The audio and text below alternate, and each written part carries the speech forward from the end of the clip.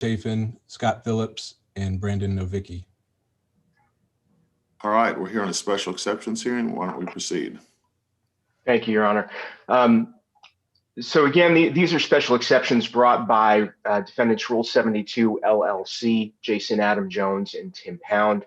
This suit generally arises from an alleged breach of settlement agreement and alleged violations of trade secrets between plaintiff Resin Ventures and defendants Dynesic and its two principals, Chafin and Phillips. Phillips and Brandon Novicki. So our clients, again, the accepting defendants here were not part of an original litigation between these two parties.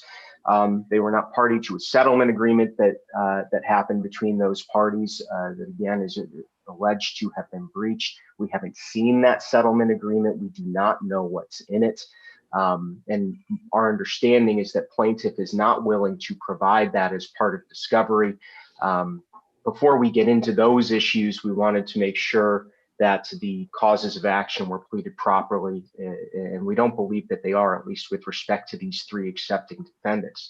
So the very brief story gleaned from a rather floridly written 27-page petition that reads a little bit like a murder mystery novel is this.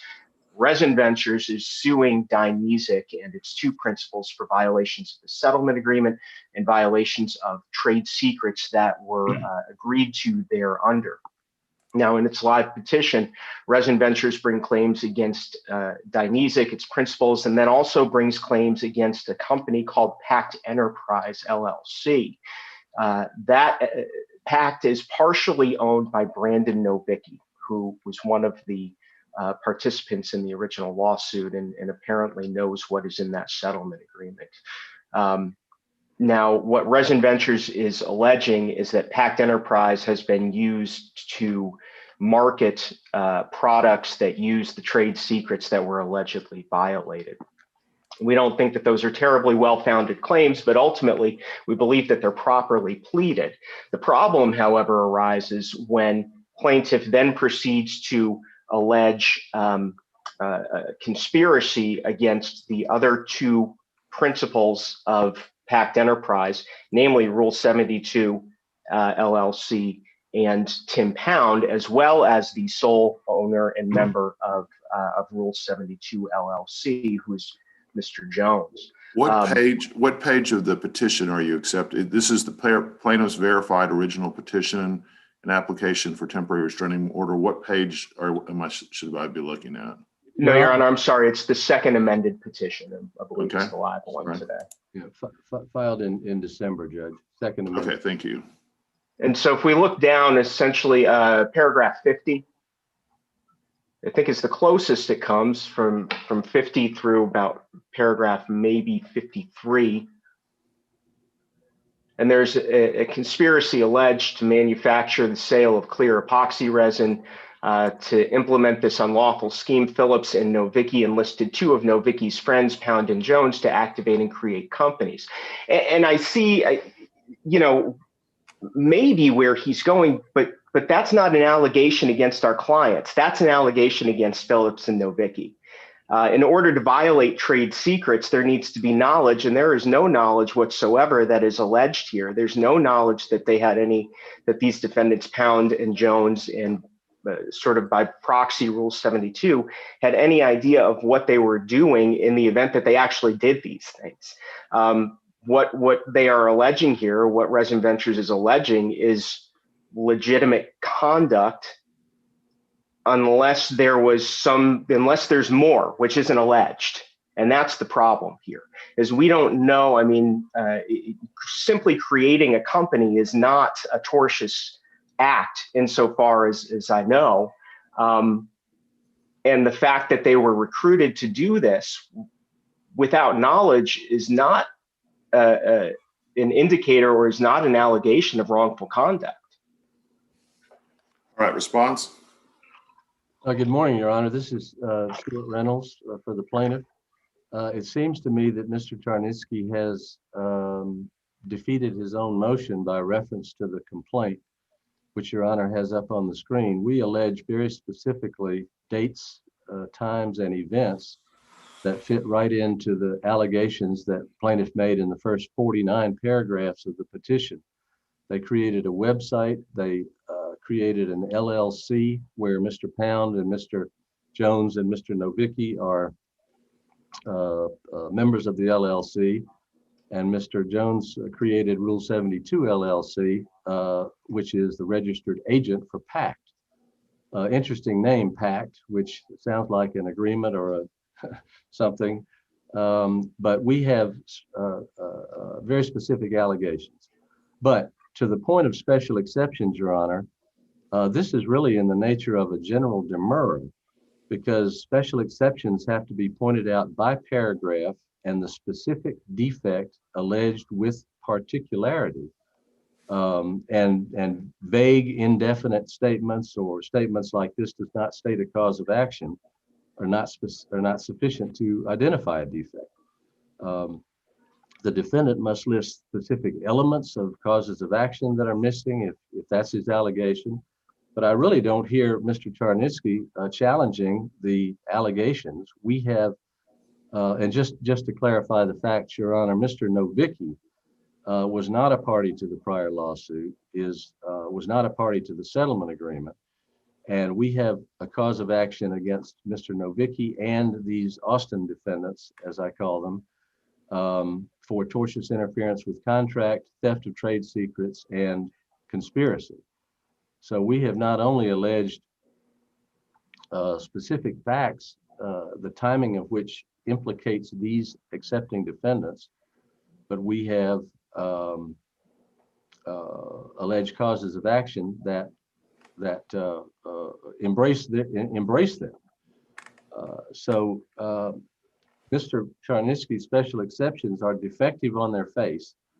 We filed a response last week, Your Honor. I don't know whether you got it, but the gist of it was that we put these allegations, 50 through 57, I think, or 59, in our response. But Your Honor is on the petition right now, looking at all of the allegations, and we have been spending most of our time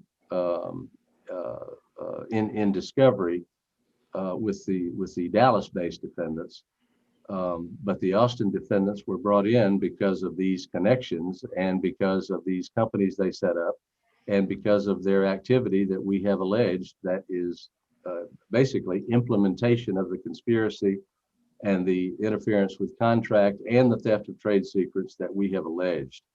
So our position, Judge, is that this is at best a general demurrer.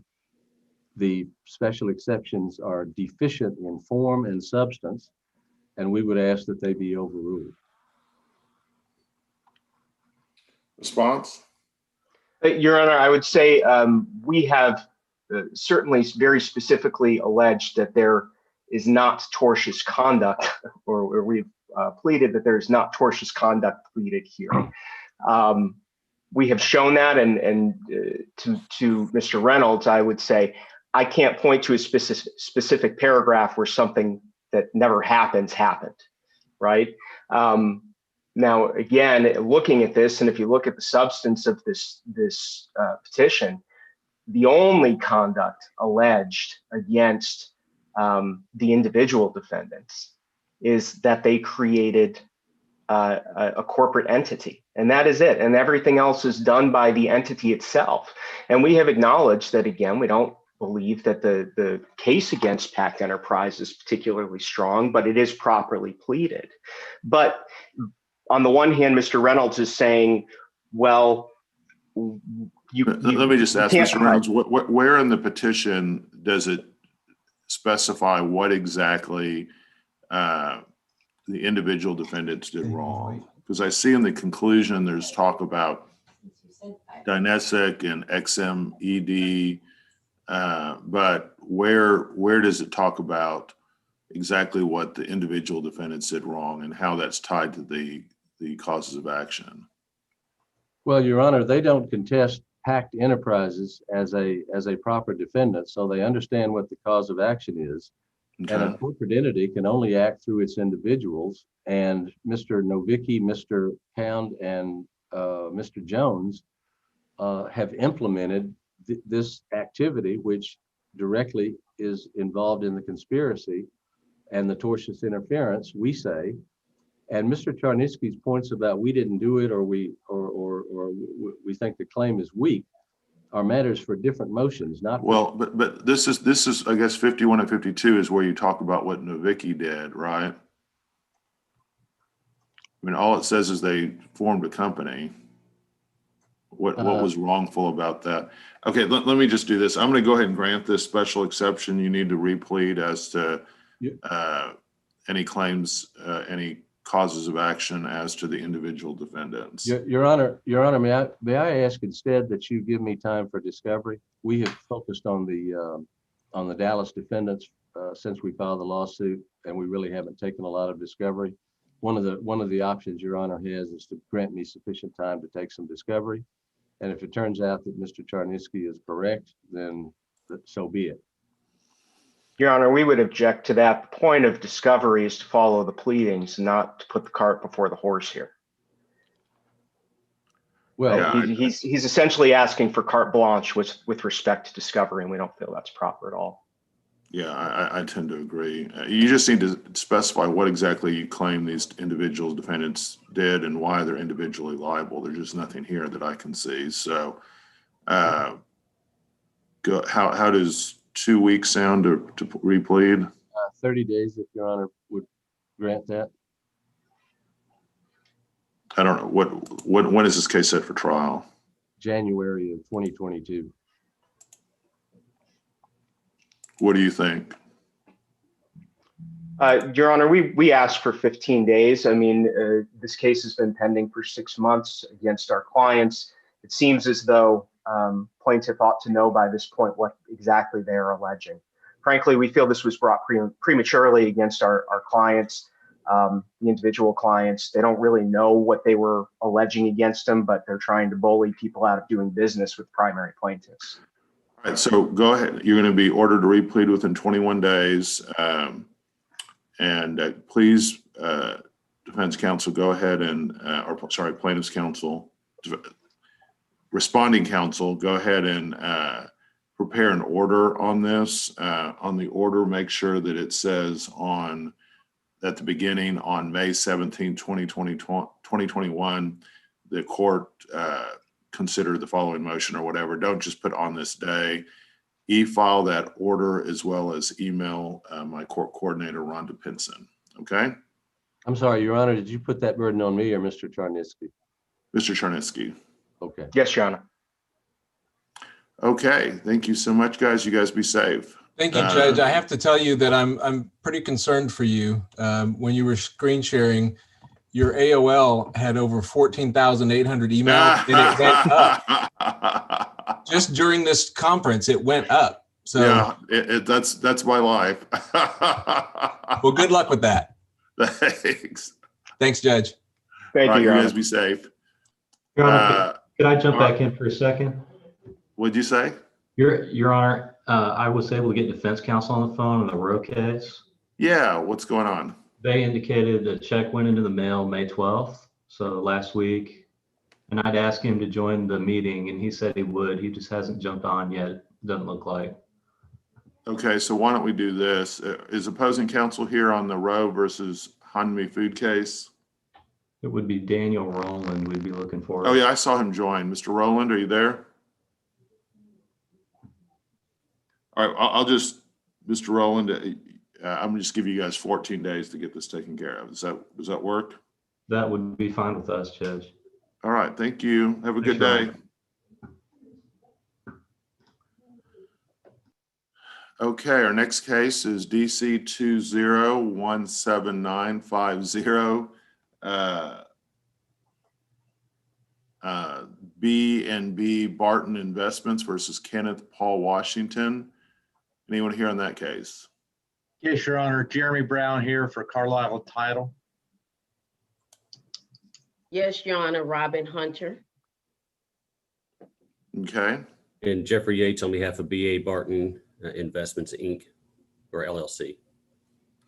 All right, Ron, Tony, let's go ahead and go on the record on this. Let's go on the record on cause number 2017950 B&A Barton Investments LLC versus Kenneth Paul Washington. Council, make your appearances and parties. Jeremy Brown for the movement, Carlisle title.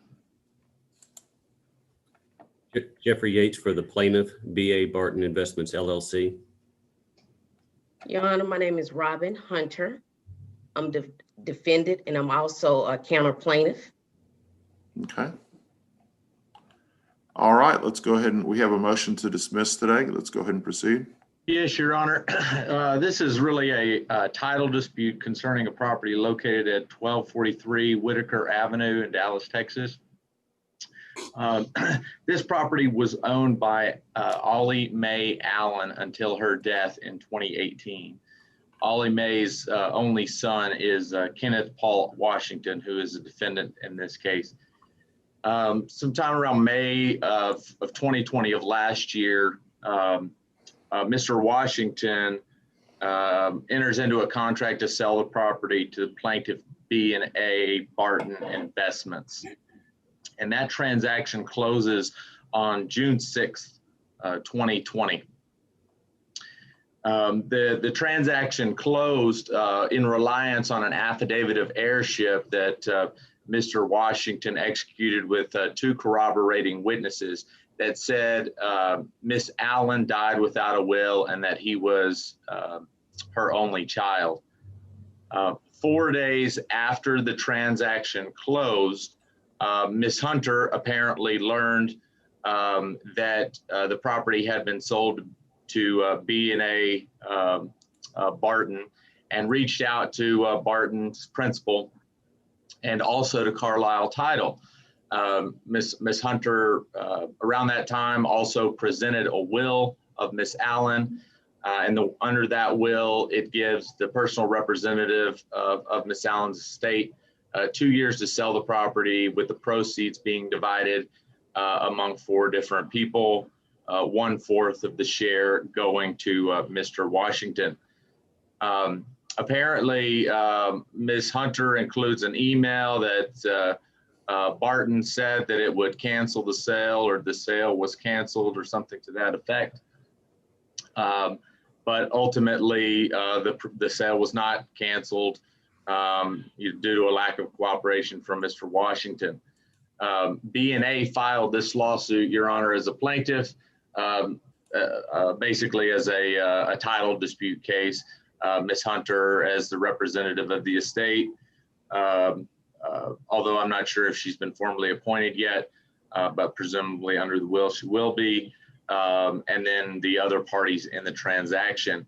When Ms. Hunter answered the lawsuit, she added Carlisle Title, who was the title company that closed the transaction, as a defendant.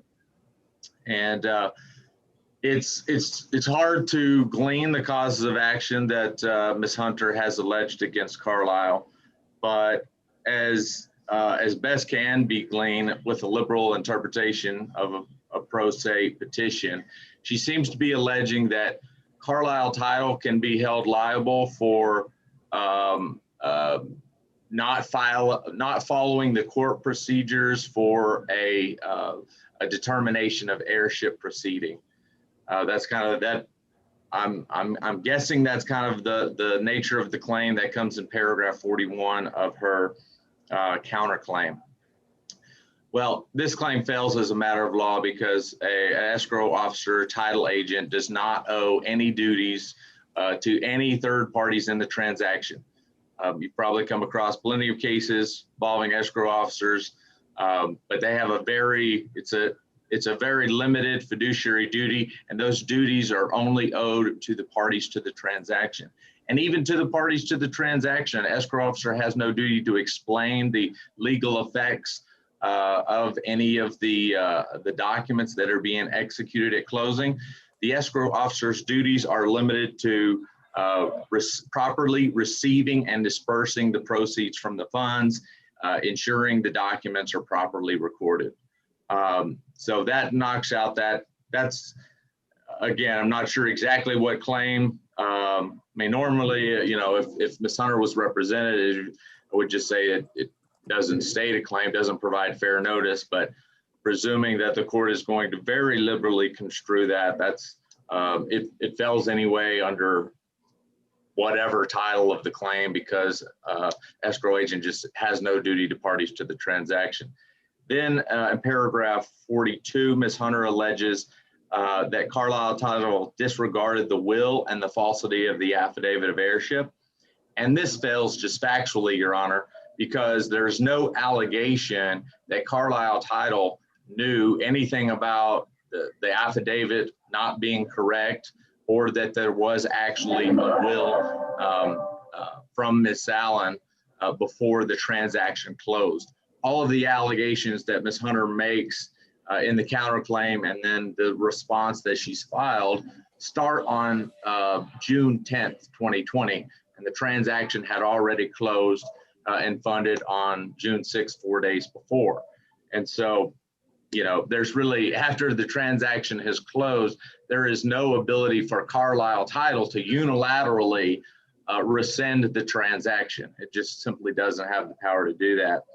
And then the last allegation that attempts to assert a cause of action is that Carlisle Title conspired with B&A to suppress the truth, and that fails for the same reasons, Your Honor. There's no, I mean, there's no allegation that it worked together with B&A to begin with. I mean, all that really happened is clear from the allegations is Carlisle Title closed a transaction based on an affidavit of heirship, and Ms. Mr. Brown, let me just ask this. So this is a 91A motion. This isn't a summary judgment. So we have to take Ms. Hunter's pleadings as true, correct? Correct. And I am doing that. Yes. Okay. All of these facts that I've stated are gleaned from Ms. Hunter's counterclaim. And so there's no, but anyway, continuing that, there's no allegation that Carlisle Title worked with B&A in any way. It just closed the transaction, a sale of real property that Ms. Hunter claims that she contacted Carlisle Title after the transaction closed, claiming that it was allegedly false and fraudulent. And there's based on those facts, there is no valid claim, and there cannot be any valid claim based on those facts. And that's why Carlisle Title has moved to dismiss. All right, Ms. Hunter, response? Yes, Your Honor, thank you. Your Honor, my aunt died about October 2018. I added Carlisle Title to this because, can I share my screen, Your Honor? Sure. Okay.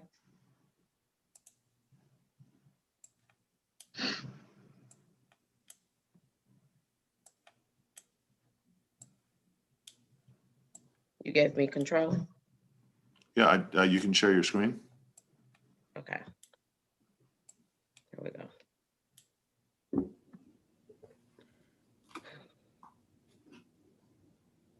Okay. Okay. So thank you, Your Honor.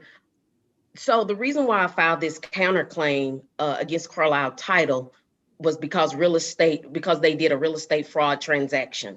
Carlisle Title conspired with the buyer, as Mr. Brown stated, to suppress the truth about a valid will. Once I learned about the house being sold, I immediately went there to try to find out who purchased this home. And I contacted the buyer, Bill Barton. At least that's what he said his name is. And he gave me the information to the title company, and I called the title company. And at that time, the young lady that answered the phone was Lindsay. She stated no wonder they were in a rush. Now, my cousin is Kenneth Paul Washington and his ex-wife, Connie Favors Jones. They fraudulently submitted an affidavit of heirship to sell this property. I had no knowledge of this. As soon as I gained knowledge of it, I contacted whoever I could. And that was, I spoke with Bill Barton, and then I spoke with the title company. They explained to me that they had just got the check that night, and they went to a check that Kenneth went to a check cashing to cash the check. I asked to speak to the escrow officer, but no one would speak to me. I told them that there was a will, and they asked me to send it to them. I sent it to them. 2 days later, B.A. Barden emailed me and stated that the transaction was canceled.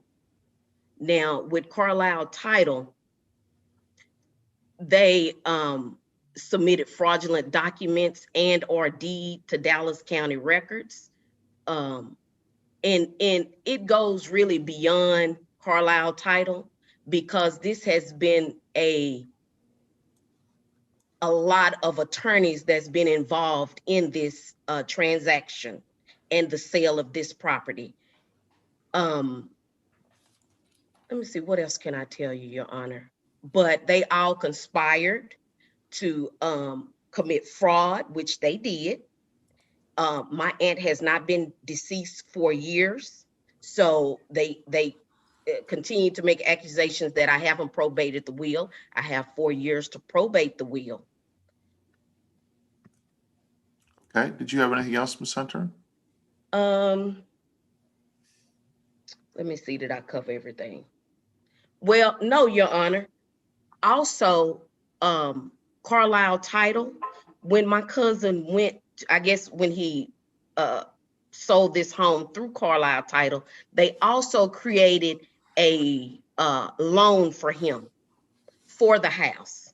So he didn't only sell the house, but he also got a $64,000 loan with this property that belonged to my aunt. And let me see what else I was supposed to tell you here. And lastly, I don't know if I need to say it now, but they have ignored that we had this court case and recently sold the property. Carlisle stated they knew something was wrong because they was rushing to get this proceeds from this money. Okay, anything else, Ms. Hunter? Did you have anything else?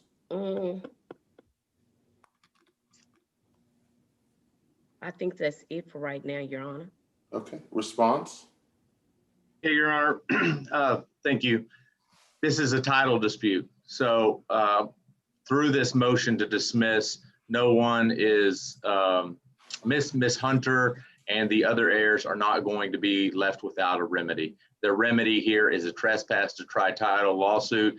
If they allege if they prove the facts that they allege, they very well could recover, completely void the transaction. B&I will have no title.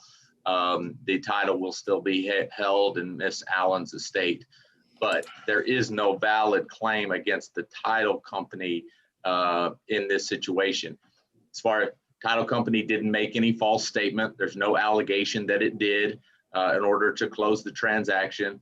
The only allegation is that it closed a transaction in reliance on an affidavit of heirship that wound up being false, but not that they had any role in creating a false affidavit or that they knew about it before the transaction closed. As far as the recording of false documents, a title agent, when it closes a transaction, it is duty bound by statute to record the transaction, the transaction documents, including the deed. There's no liability of a title company for following through with its statutory obligations. If that deed is in fact void based on, or ineffective, invalid, whatever it is, based on Ms. Hunter's allegations, then that's fine. She'll get a judicial declaration of that effect by this court, and that can be recorded in the real property records. That will resolve her title dispute. She can sell the property according to the will, etc.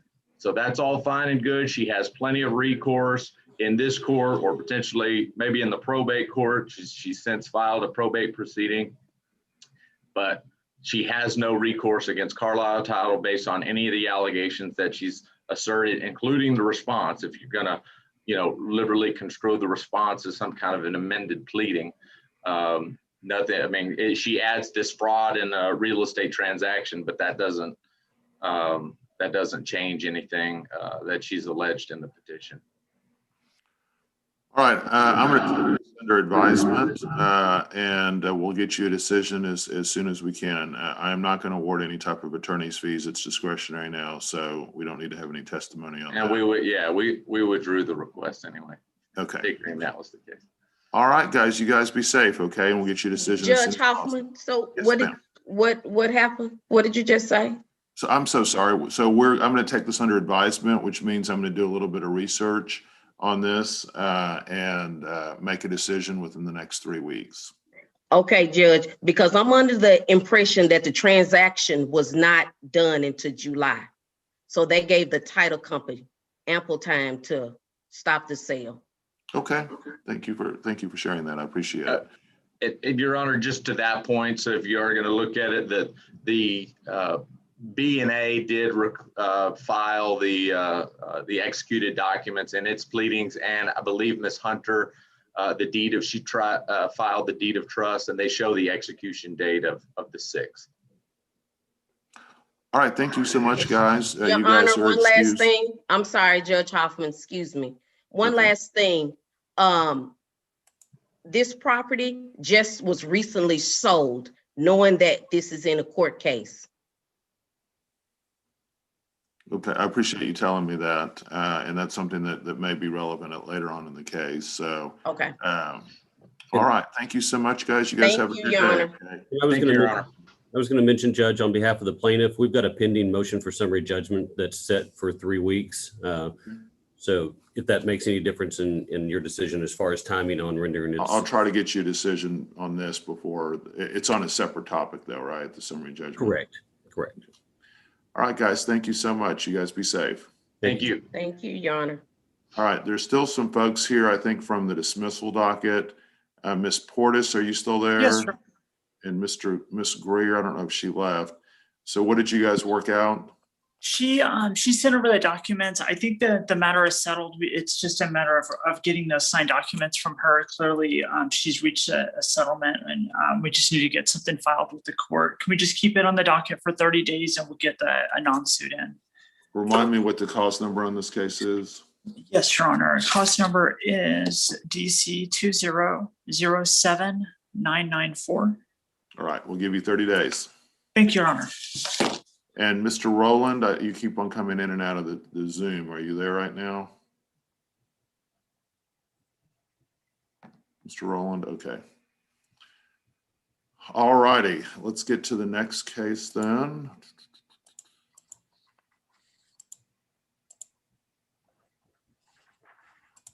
Give me 1 second.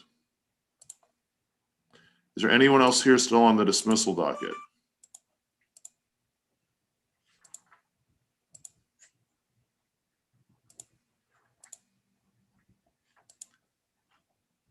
Let's see.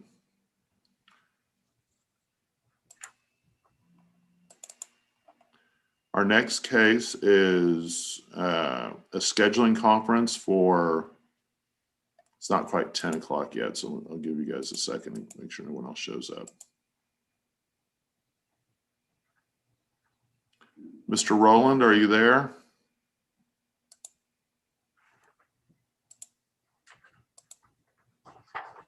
Okay. All right, let's deal with the first scheduling conference. Anyone here on Timothy Clark Taylor versus Healthcare Service Corp? Anyone here on that case? Anyone here on CLC Commercial Roofing LLC versus Mark Cook? There's someone that says yes, Your Honor, both sides are here. On CLC Commercial Roofing versus Mark Cook. I see Mr. Cross and I'm Clark. And yes, sir. I'm here. All right. So we have a scheduling conference on this. When do you guys want to try this case? Judge, you know, we need to agree on a scheduling conference in the format of discovery, I guess. I mean, that was the holdup in getting a scheduling a scheduling order in Well, place. wait, so this case is set for trial tomorrow. Yes, sir. We're number 15 on the docket, Judge. This case is not even a year old. So We also trust me, you're not 15 on the docket because we're not trying any non-jury cases. Let's look and see where you are on the docket.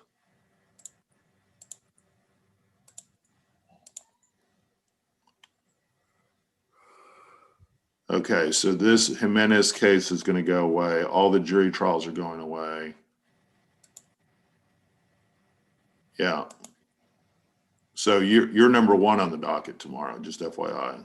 Well, we filed a motion for continuance, Judge. It's our first motion for continuance. The case is not even a year old yet. Okay. And we haven't completed discovery. We haven't done, Rhonda said I could present that. Sure. I just wanted to let you know you're number 1 on the docket. So I see a continuance of the partial motion for summary judgment. Is that what you're talking about, or is it something else? When did you No, Judge.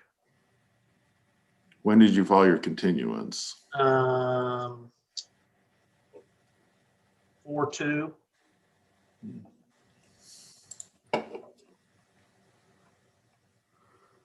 $10.58. There we go. 4/27, is that it? 27, maybe. 27, it was cut off at the top. We haven't had any, really any significant discovery. We haven't done mediation as the court had ordered. And we had been negotiating a scheduling order, but got stuck up on the manner and means of conducting discovery and conducting mediation. There were scheduling orders that were put back and forth, and it's, you know, our position that was always intended to be a jury trial. In fact, the scheduling order that we submitted talks about, you know, jury issues and whatnot. Like I said, the only issue was, and I did pay the jury fee. It was 29 days before trial. It needs to be 30 days. Mr. Clark, what's your position on this? Yes, Your Honor. One, I don't know what they're saying. They filed this, I think, to get a continuance, the jury fee. Judge, the counsel, Mr. Cross, is correct that we both exchanged discovery proposals, but both of those, both Mr. Cross's and my proposed order, those periods have all expired. If you have visited this once, if I could refresh your recollection, Mr. Cross represents his brother's company, and my client is in Missouri, and he wanted to have an actual, he wanted my client to travel from Missouri for deposition, and I believe the court gave at that point, indicated that it would be by Zoom. Mr. Cross had subsequently lost interest in doing a deposition unless he could make my client travel from Missouri. So we've never blocked any deposition, and it's always been noticed. The period has expired. For the discovery period is over. Most proposals from both sides, those periods are over. And so I don't believe it should be a jury trial. It should not be, and it could not be. It's a jurisdictional issue there. And so this is not really about the trial. This is about, they want to, again, a party wants to reopen discovery period when they've had an adequate time. And believe me, Mr. Cross and I have been back and forth on different motions and discovery.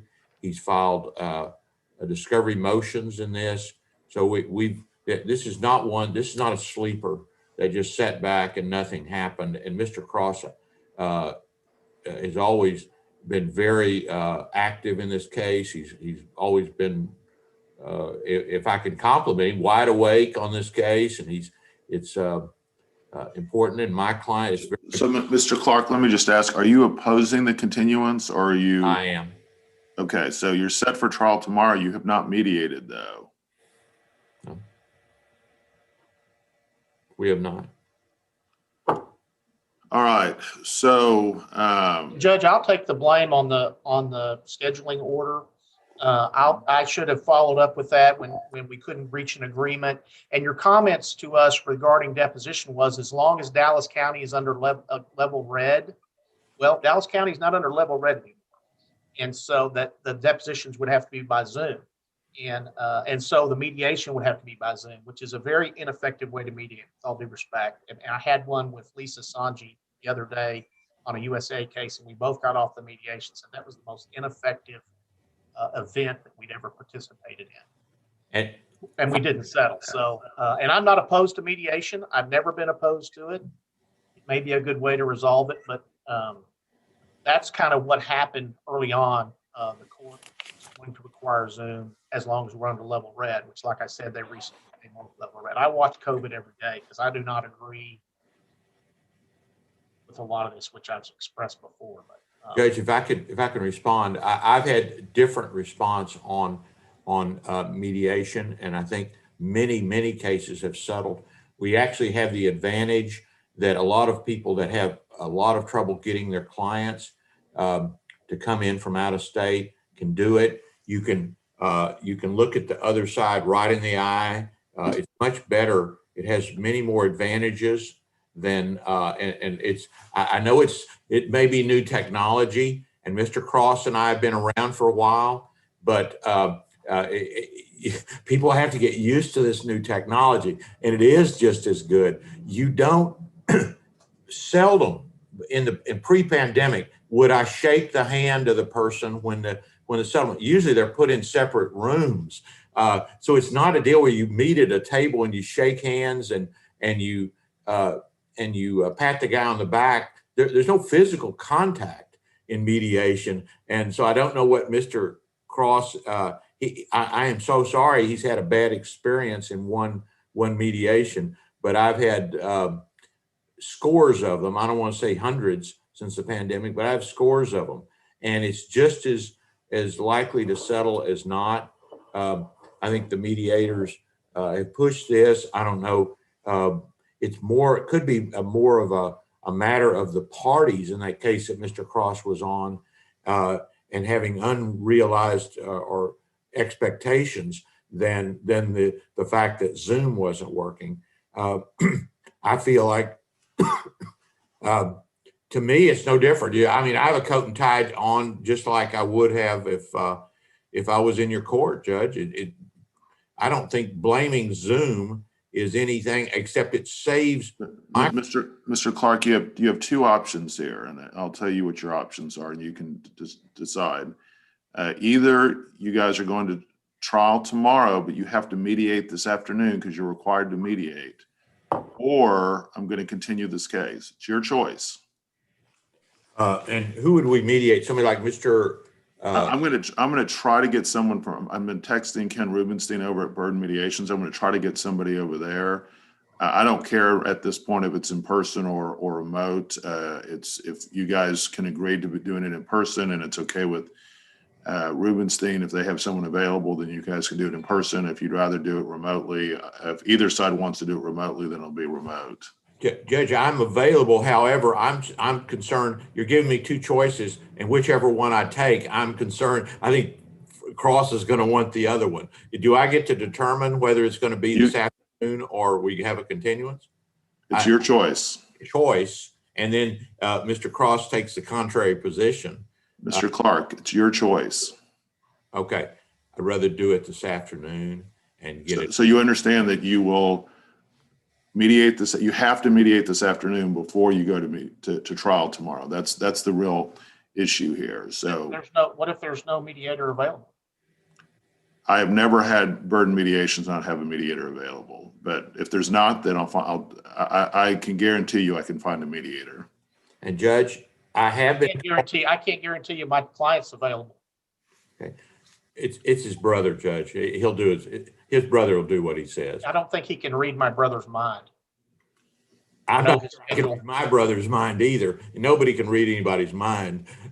Judge, I have a slightly older case in the 191st that's been called for 11 a.m. in the morning. So that's, I just wanted to point that out. I don't know if we could, or that this would start at 9. So this is not a case. I think it's going to take all morning. But I would be, and I don't know how long Judge Slaughter, sometimes her cases can take a little longer, but on the other hand, I'm available the very next day, but I'm not. Judge, he's not even available. You're the number one case. So if you guys want to start at 9 and go until 11 and then reconvene the next day, that's okay with me. I don't really, okay with me. Yeah. I don't really care. That'd be okay. I just drop one and the next minute I'll just start the one on the, so I don't get them confused. I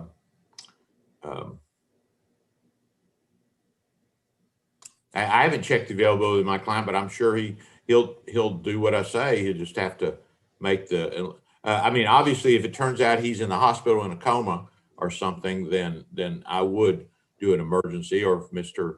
Cross's brother is in a bad circumstance.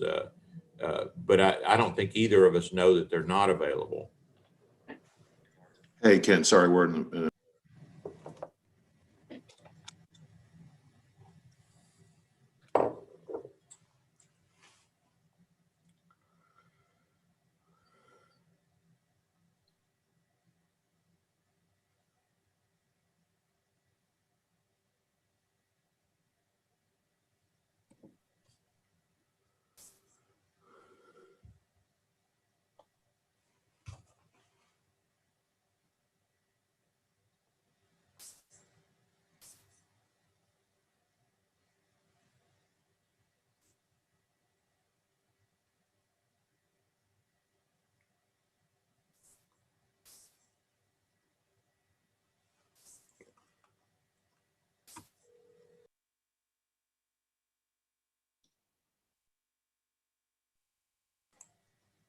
Judge, I'm calling my client.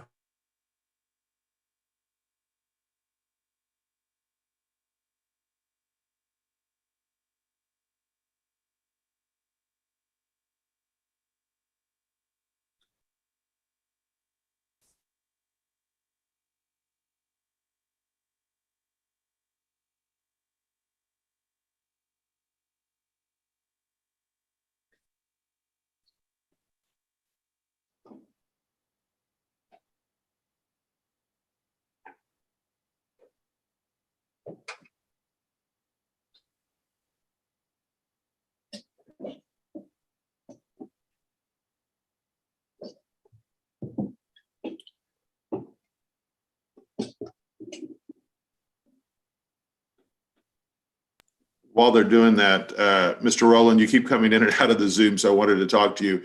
I already continued the DWAP based on the conversation. I kept trying to tell you, but you kept on coming in and out of out of it. So you're welcome to leave. Sorry to keep you on here, and I hope you have a good day. I hope you have a great day, Your Honor, and I apologize for jumping in and out. It was just computer difficulties. Every time I clicked on the program, it said not responding. No worries. No worries. It happens. All right. You have a great rest of your day. You as well. Thank you very much, Your Honor. Ms. Youngerman, what are you here for, ma'am? I am here on the Timothy Clark Taylor versus BCBS. We are here for a agreed uniform scheduling order that opposing counsel and I have already come to an agreement on regarding the trial date, but we wanted to make sure that you were also available since you're a very important part of that process. Okay. All right. Mr. Clark, let me go back to him. Mr. Clark, is your client available? We've got to call into him right now. Okay, let me take care of this other case. I'm pretty sure I'll get him available. So the two mediators that they have available are Mel Wolovitz and Karen Hubbard. So I'm not going to do Mel Wolovitz. He's terrible. Okay, then Karen Hubbard. I've never used Karen, but I've used Mel. And just, yeah. They're all good to me, Judge.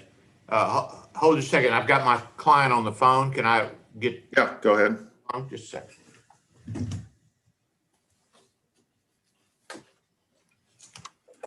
Mark?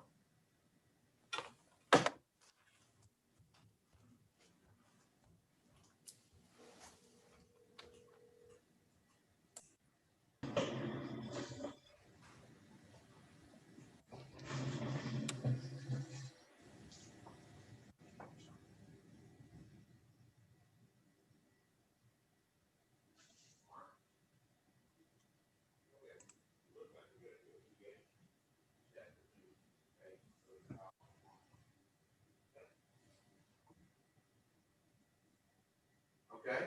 You know what a mediation is? It's just a conference. You know how to do Zoom. Okay, we're going to do Zoom. We'll send you the link. We'll be talking. They'll charge money, but okay. I'll just a second. Yeah. Okay. Yeah, probably it'd be 1:30.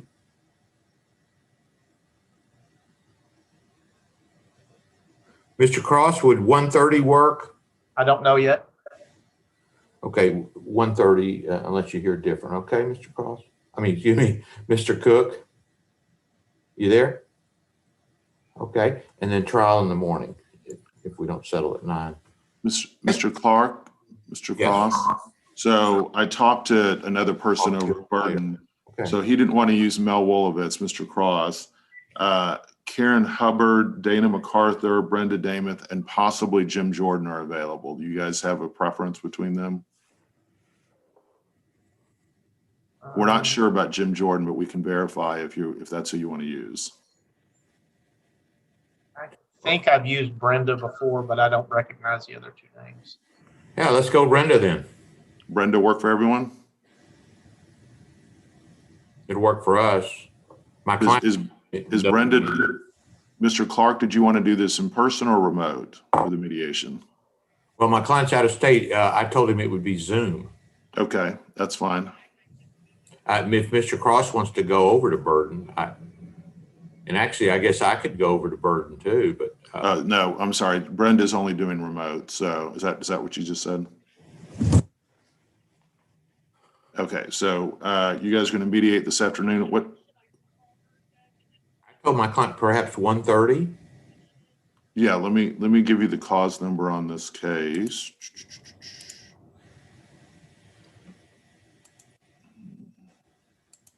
They're set for trial tomorrow, just FYI. So, one side wants a continuance, the other side doesn't. So, give you a feel what's going on. All right. So this is cause number DC 208423. And the plaintiff's attorney is Carrie J. Cross. And the defense attorney is Bob Clark. And about what? Oh, you can't confirm Brenda right now? Oh, okay. Okay, yeah, go ahead and call me if there's a problem. Your Honor? Yes. Okay. So I was going to say, I can leave my cell phone with the court and with Mr. Cross for for purposes of scheduling this thing. Do you want the cell phones? Okay, here, let me put you on speaker. Okay, Mr. Clark, if you could give your cell phone. 214-460-4231. And I don't care who on the screen writes that down. All right, Mr. Cross. 214-226-8000. 85 what? Say it again. 214-226-8000. 8,000, sorry, okay. All right, and my number is a 562 number, so don't not answer if I call. Okay. All right, so I'll go ahead and confirm with her, and then I'll get back to counsel to lock it in. We'll be looking at like 1 o'clock via Zoom. And I'll call you, Judge, if there's a problem. Yeah, call me if there's a problem at this number. Okay. All right, thank you. All righty. Bye-bye. Bye-bye. Okay, so summarize, you're going to go to mediation. Rhonda, go ahead and prepare an order of mediation for Brenda Damath for this afternoon. And then if the case doesn't settle, then you guys will be here tomorrow to try to get as much of the case tried as you can. Anything else today, guys? Nothing. And you'll be remote for all of this. Mr. Clark, are you there? I'm here. Thank you, Judge. Okay. All right. Thank you, guys. Good luck. Okay. Thank you. Okay. Our next one is Timothy Clark Taylor versus Healthcare Services Corp. I heard that so Ms. Youngerman, you said you were here and you have an agreed order, but there's some questions you had. And is your opposing counsel, Mr. Messina? Yes, that's correct. We're talking about doing trial in May of 2022. That's the earliest my office is going to be available to do trial. So I believe we've got a jury demand on file. So we were hoping that you had a May jury trial date. May of next year. Let me see. When in May were you interested? We were looking at, I believe, the 17th. Now you have the 23rd on the one you sent me. The 23rd. 23rd. Okay, so yeah, it'll be 24th because that's a Tuesday. We do trials on Tuesday. And yeah, that's fine with me. We don't know yet what the jury trial weeks are going to be, but I've never had that part of May ever be a non-jury week, but you never know for sure. But we won't know that until the end of the year. So, but we can set it for May 24th. And then if it turns out not to be a non-jury week, which I really doubt will happen, then we would bump you to the next week. That works for us. And was there anything else that, and can you go ahead and email Rhonda Yes. the order? And then was there something else you wanted to talk about? I think you said there was some other scheduling issues. Well, no scheduling issues. I think the only thing I just emailed counsel was that, we should, if you're going to appoint a mediator, we should just include that on the schedule. Yeah. Who do you want to use? I don't know. We'll, why don't I get with counsel and we'll edit that and send it in? Is that okay? Or we haven't talked about that, but I'm open to almost anybody. I don't want to use. Do you have any preferred folks?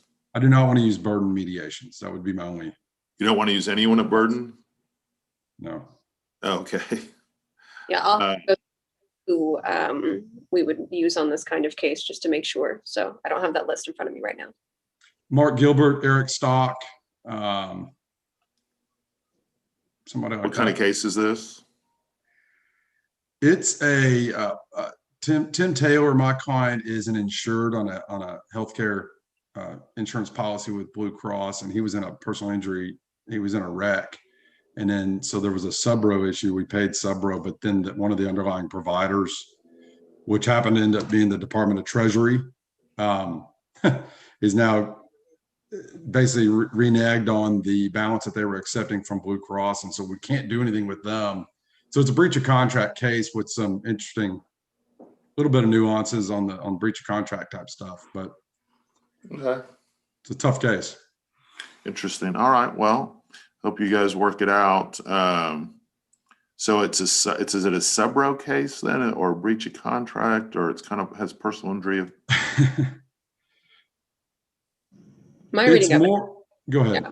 I mean, well, you're the one who wrote the petition, so I guess you would know better. But my understanding, my reading of it is a breach of contract primarily. It's a breach of contract case. It arises out of an NVA. So it's more of a coverage, probably an out of network type stuff, emergency care type issues, those sort of things. If you're thinking about what kind of mediator. Adjuster. So you want somebody who's pretty familiar with insurance issues. So, right. I mean, Mark Gilbert's a very good mediator. He just is hard to schedule with sometimes. Eric Stock is also very good. Yeah, there's a lot of folks who could do this.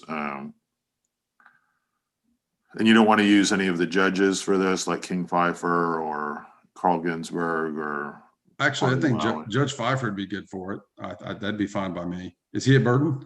Yeah, he's a Burden. That's why I was saying you knock out a lot of the judges if you don't go with the Burden. No, I'm okay with Judge Pfeiffer. Ms. Youngerman, do you want to agree to Ms. Judge Pfeiffer? Or do you want to hold off and check your list? I'll need to confirm with the client. Okay. All righty. Well, you guys just get me an order in by the end of the day. If you we'll go ahead and appoint Judge Pfeiffer if you guys can agree to someone else, and we'll go from there. Anything else we need to chat about? That's it. I don't think so. Pretty straightforward. Thank you. All right. You guys be safe. Okay.